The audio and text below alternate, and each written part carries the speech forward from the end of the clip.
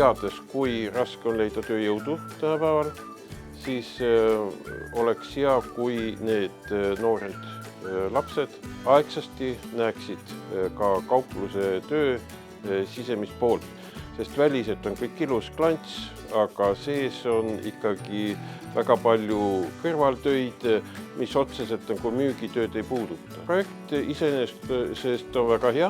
Jah, loomulikult me oleme valmis ka tulevikus osalema. See tundub tegelikult päris lõbus, et ma ei uskunud ette oodata seda, et Coopis võiks olla nii lõbus töötada. Sellepärast, et siin on nii palju erinevaid osakondi, kus mina pole varem käinud ja seda oli kõike huvitav vaadata.